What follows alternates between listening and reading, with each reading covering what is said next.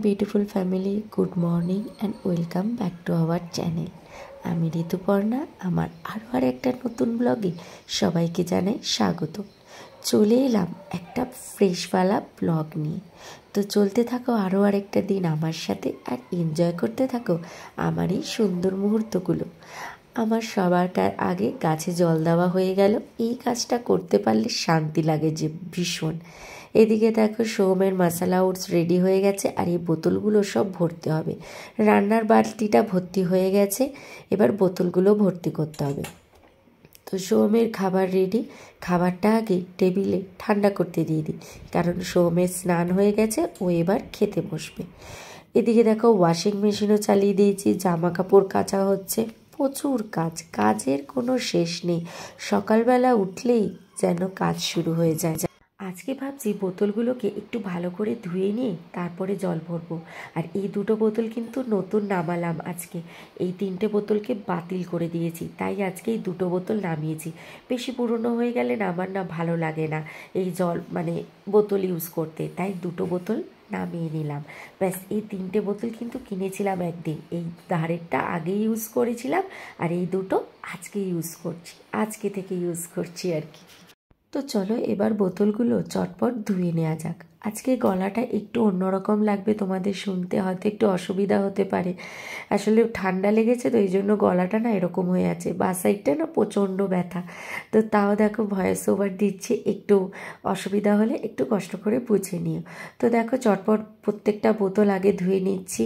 একটাতেই একটু ভীম নিয়ে নিয়েছি, ওই বোতলটা থেকেই আরেকটা বোতলে ট্রান্সফার করছি, নাহলে কিন্তু প্রচুর ফেনা হয়ে যায়। তাই একটা বোতল করে করে প্রত্যেকটা বোতল পরপর ধুয়ে নিচ্ছি। তো এদিকে সোহমও এসেছিলো, সোহমও তখনও অফিস যায়নি সকালবেলা, তখন কটা 7:15 হবে। সোহমই এসে আমার সাথে একটু কথা বলছিল, এই আর কি। তো চলো বোতলগুলো আগে ঝটপট ধুয়ে নিই।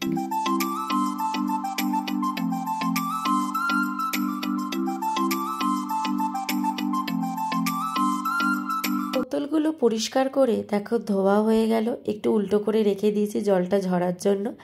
এবারে বোতলগুলোকে ভরে নেবো। এতগুলো বোতল ভরতে কিন্তু বেশ টাইম লাগে। অ্যাকোয়াগার্ডের পাইপটা দিয়েও জলটা কি সরু করে পড়ে, দেখো একদম সরু হয়ে জল পড়ছে। তো চলো এতগুলো বোতল ভরতে হবে, তো চটপট বোতলগুলোকে ভরে নিই।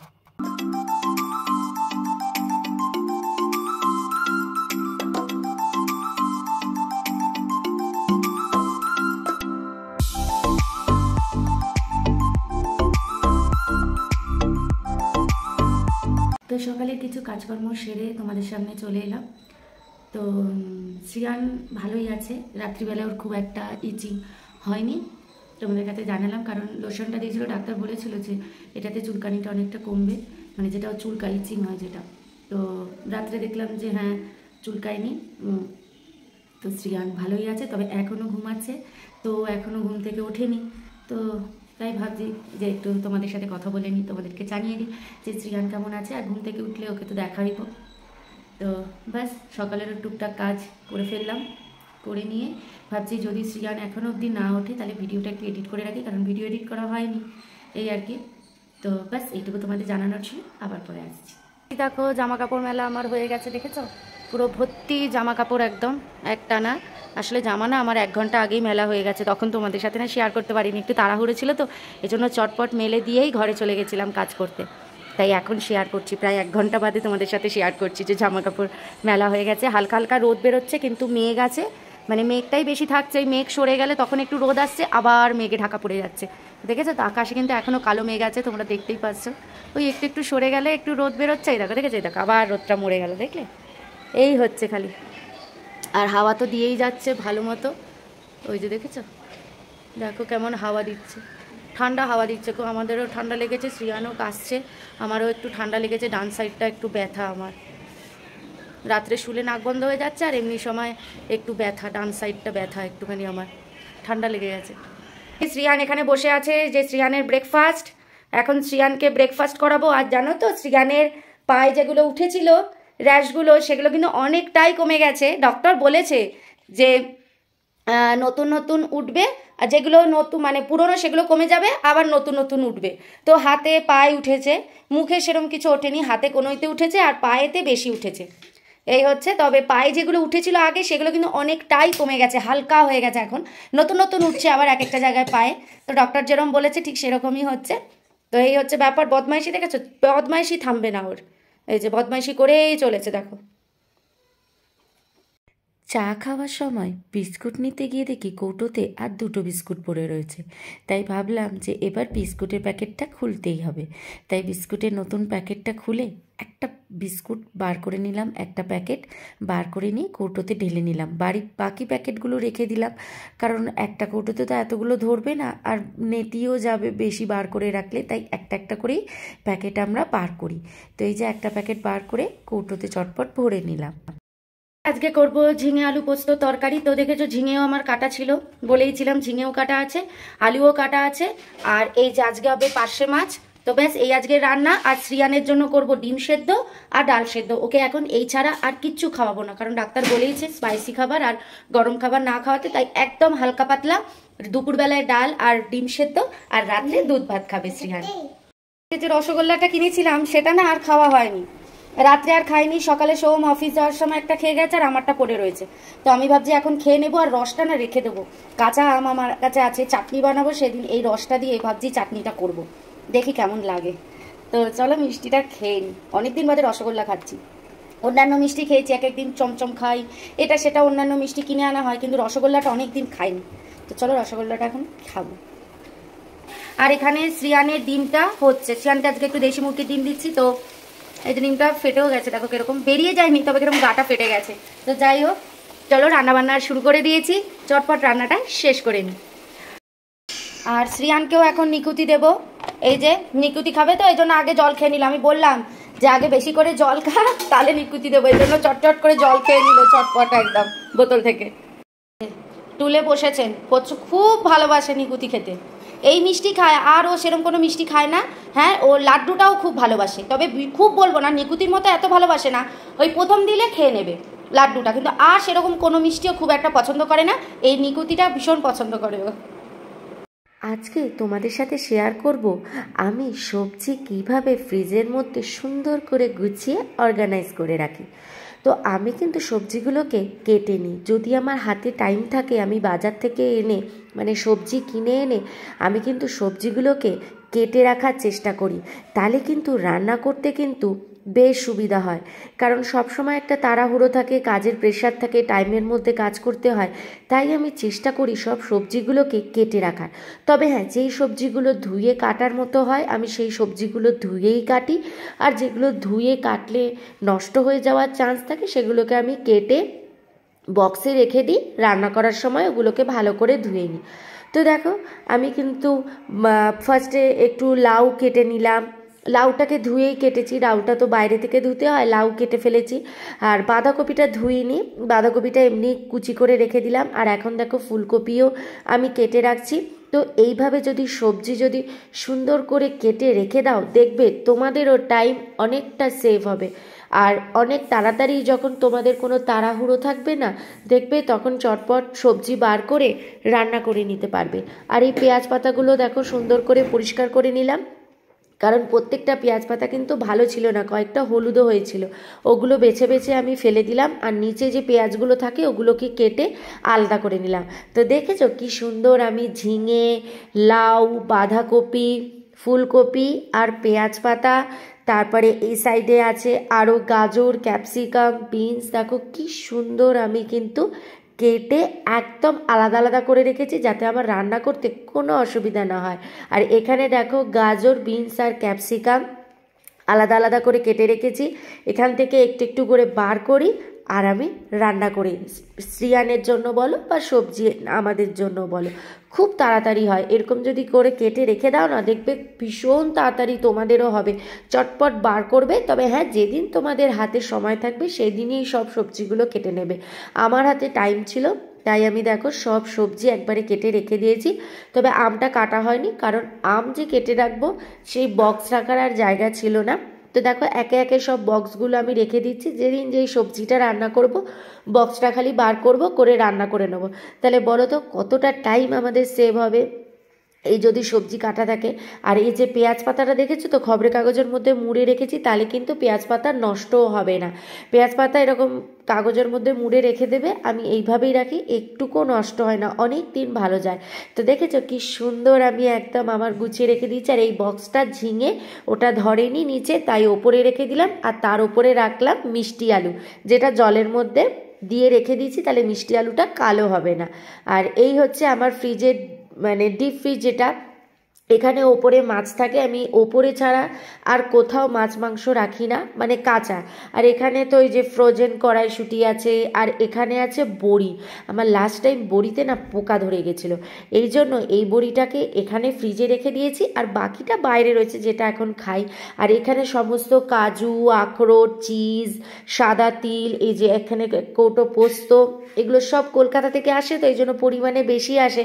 তো এই সমস্ত ড্রাই ফ্রুটস দেখো এখানে রাখা আছে, যে পেস্তা, আমন্ড, কাজুর আরেকটা প্যাকেট, আর এটা হচ্ছে কারি পাতা, যেটাকে আমি শুকিয়ে রেখে দিয়েছি, কারণ এইভাবে ডিপ ফ্রিজে রেখে দিলে না অনেক দিন থাকে। তো ডিপ ফ্রিজটা আমার ঠিক এইভাবেই থাকে, বেশিরভাগ এইসব আমন্ড ফামন্ডেই ভর্তি হয়ে যায়, মানে আখরোট, আমন্ড, কাজুতে। এগুলো বললাম না, এগুলো সব কলকাতা থেকে আনা হয়, তো পরিমাণে একটু বেশি করেই আনা হয় ড্রাই ফ্রুটস, তো এই জন্য এগুলো সব ডিপ ফ্রিজে রেখে দিই যাতে নষ্ট না হয়। এছাড়া আর কিছু আমি ডিপ ফ্রিজে রাখি না। তো এই হলো আমার ফ্রিজ, আর আমি ঠিক ফ্রিজে এইভাবেই সবজিগুলোকে অর্গানাইজ করে রেখে দিই। আশা করি তোমাদেরও কিছুটা হেল্প হবে এতে। ভাত বসিয়ে দিয়েছি, আর দেখো একটু উচ্ছে সেদ্ধ দিয়ে দিয়েছি শ্রীহানের জন্য। আর এখানে হচ্ছে ঝিঙে পোস্ত, ঝিঙে আলু পোস্ত তরকারিটা আমার প্রায় হয়েই এসছে। আজকে পোস্ত, তার সাথে না একটু দিয়েছি, সাদা তিল দিয়েছি। আজকে পোস্ত আর সাদা তিল দিয়ে একসাথে পেস্ট করে এটা করেছি। এটারও একটা ভালো টেস্ট লাগে। অন্য সময় আমি পোস্ত আর সর্ষে দিয়ে করি, আজকে আর সর্ষে দিইনি, আজকে দিয়েছি পোস্ত আর সাদা তিল দিয়ে বানাচ্ছি। এটা আমি আগেও খেয়েছি, খেতে কিন্তু ভালোই লাগে, খুব খারাপ লাগে না। আর এখানে শ্রীয়ানের ডাল হয়ে গেছে, ডিমও নামিয়ে দিয়েছি।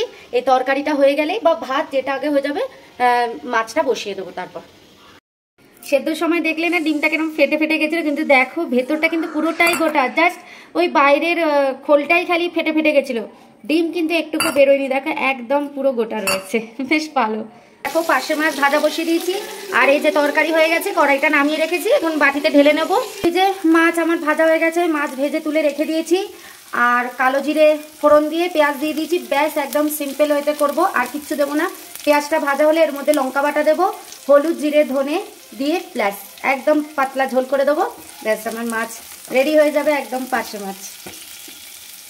লাস্টে নামানোর আগে একটু ধনে পাতা দিয়ে দেবো, তাহলে বেশ স্মেলটাও বেশ ভালো হবে, আর একদম পাতলা ঝোলও হবে, কোনো বেশি মশলাও হবে না। দেখ এখানে মাছটা জল দিয়ে বসিয়ে দিলাম, জলটা ফুটুক, সবে জল দিয়েছি, জল দিয়ে মাছটা দিয়ে দিলাম। তো ঝোলটা হতে থাকুক, এই ফাঁকে আমি শ্রীয়ানকে স্নানটা করিয়ে নিয়ে চলে আসি চটপট। তো ততক্ষণে মাছের ঝোলটা ফুটেও যাবে, অলরেডি দেখেছো ফোটা শুরুও করে দিয়েছে। তো চলো চটপট শ্রীয়ানকে স্নানটা করিয়ে আসি। এই যে আমার মাছের ফাইনাল লুক, মাছ আমার একদম রেডি হয়ে গেছে, পার্শে মাছ। তো চলো দেখো সব ভাগে ভাগে বাটি নিয়ে নিয়েছি, তো মাছগুলোকে এবার তুলে নিয়ে শ্রীয়ানকে খাওয়াতে বসে যাই। শ্রীয়ান খেতে খেতে আমার গ্যাস, এই ওভেন পুরো ঠান্ডা হয়ে যাবে, তারপরে ওভেন পরিষ্কার করে আমি খেয়ে নেব। তো চলো চটপট এই কাজগুলো করে নিই। চলো শ্রীয়ানের মিষ্টিগুলো না এই বক্সটার মধ্যে, বক্স বলছি, এই কাচের বাটিটার মধ্যে রেখে দিই, কারণ তাহলে ভালোও থাকবে, কারণ ও তো একসাথে পুরো শেষ করতে পারে না, তাই ভাবলাম যে বাটিটার মধ্যেই রেখে দিই, কারণ এই মিষ্টির এইসব বাক্স না ফ্রিজে বেশি না রাখাই ভালো, এর থেকে বাটিতে রেখে দেওয়াই ভালো। একটা ছোট বাটি বার করলাম, এটা নতুন কিনেছিলাম ডি-মার্ট থেকে, তোমাদেরকে দেখিয়েছিলাম, 3টে কাচের বাটি কিনেছিলাম, একটা হচ্ছে 350 mm ছিল, আর এটা একটু ছোট, এটা কত ঠিক খেয়াল নেই। তো এটা নামিয়ে নিলাম, নামিয়ে এর মধ্যেই মিষ্টি বাটিটা রাখলাম। আরও কাচের বাটি আছে, কিন্তু ওগুলো আমি তরকারি যখন আমার থাকে ওগুলো আমি ফ্রিজে রেখে দিই, তো ওগুলো আমার লাগবে, তাই ভাবলাম যে না এই নতুনটাই নামাই, এটার মধ্যেই রাখি, কারণ ওগুলো আমার অনেক কিছু রাখতে কাজে লাগবে। তো রসটাও ঢেলে নিই, এতে আবার বেশি রস দেয়নি, রসগোল্লাতে কত রস দিয়েছে, এটাতে একদম অল্প রস দিয়েছে। ঢাকাটা আটকে ফ্রিজে রেখে দিই। এই দেখো কি সুন্দর লাগছে না, যেন ওই চেরি টাইপের দেখতে লাগছে না বাইরে থেকে মিষ্টিগুলো। আর বক্সটাও কিন্তু বেশ সুন্দর, একদম মাপে মাপে সবকটাই ধরে গেছে। হ্যাঁ একটু চাপ পড়ে গেছে, হয়তো একটা দুটো একটু ফেটে গেছে, ও ঠিক আছে, তো শ্রিয়ান খাবে আর কি আছে। তো চলো এটাকে ফ্রিজে রেখে দিই। অনেক দিন হয়ে গেছে তোমাদের সাথে গাছটা শেয়ার করা হয়নি, তো আজকে দেখো শেয়ার করছি। কত ফুল ফুটেছে দেখেছো? কত বলবো না, ওই 5-6টা মতো ফুটেছে, কিন্তু এত সুন্দর লাগছে না, দেখো কি বড় হয়ে গেছে। আসলে আজকে ফুলগুলো তুলিনি তো গাছ থেকে, এর জন্য দেখো আস্তে আস্তে বেলাতে ফুলগুলো মানে আরও ছড়িয়ে এরকম বড় বড় হয়ে গেছে ফুলগুলো। বেশ সুন্দর লাগে কিন্তু গাছে যদি এরকম ফুল ফুটে থাকে। আর সাথে নয়নতারাগুলোও কিন্তু দারুণ লাগছে, প্রচুর নয়নতারা হয়েছে গাছে, দেখো নয়নতারাগুলো খুব সুন্দর লাগছে। বাইরের ওয়েদারটা দেখেছো? জাস্ট অসাধারণ, এত সুন্দর লাগছে না বাইরেটা, সাথে মেঘটাও অপূর্ব। এই আকাশের সৌন্দর্য কারণ নেই, আকাশ যেরকমই করে থাকুক না কেন, তার যে সৌন্দর্যটাই আলাদা, সেই সৌন্দর্য আর কোথাও পাওয়া যায় না। তো ভিডিওটা এখন এন্ড করব, এখন বাজে প্রায় 4:30 এরকম হবে। তো ওয়েদারটা দেখেছো? জাস্ট ওয়াও হয়ে গেছে ওয়েদার, উফ দারুণ ওয়েদার, ঠান্ডা ঠান্ডা ওয়েদার, ঠান্ডা ঠান্ডা ওয়েদারই রয়েছে এখন। তো এই হাওয়া টাওয়া দিলে না, মেঘ করলে আরও বেশি ঠান্ডা হয়ে যায়। তো ভিডিওটা এন্ড করব বলে আরও তোমাদেরকে দেখাতে চলে এলাম বাইরেটা। তো দেখেছো কি সুন্দর, দারুণ ওয়েদার, দারুণ, না অসহ্য, মানে একদম বিশাল কিছু ঠান্ডা, না গরম, মানে যেই ঠান্ডাটা রয়েছে না, মানে জাস্ট আমাদের ওয়েস্ট বেঙ্গলে যখন ঠান্ডা পড়ে না, ঠিক ঠান্ডা পড়ার যখন ভীষণ ঠান্ডা পড়ে তার আগের মুহূর্তে যে ঠান্ডাটা থাকে, মানে যখন সদ্য সদ্য ফ্যান অফ করলেও ঠান্ডা লাগে না, ঠিক এইরকম ঠান্ডা এখন ব্যাঙ্গালোরে। রোদটা উঠলে একটু গরম লাগে, কিন্তু সেরকম নয়, ফুল স্পিডে ফ্যান চালিয়ে তো শোয়াই যায় না। তো দেখেছো কি সুন্দর হাওয়া দিচ্ছে, দেখো একবার। তো বাস ভিডিওটা এখন এন্ড করব, একদম এন্ডের দিকে। দূরের ফ্ল্যাটগুলো দেখেছো কিরকম সাদা হয়ে আছে, আসলে রোদের আলো পড়েছে, ওই মেঘের যে রোদটা হয় না, সেই আলোটা পড়েছে ওই ফ্ল্যাটগুলোতে, ওই জন্য দেখো কেমন সাদা হয়ে রয়েছে। ভিডিওটা যদি ভালো লেগে থাকে তাহলে অবশ্যই লাইক কমেন্ট শেয়ার করে দিও, আর সাবস্ক্রাইব করে চ্যানেলটার পাশে থেকো। তো চলো আবার দেখা হচ্ছে নেক্সট একটা ফ্রেশ বালা ব্লগের সাথে। তো ভালো থেকো, সুস্থ থেকো, বাই।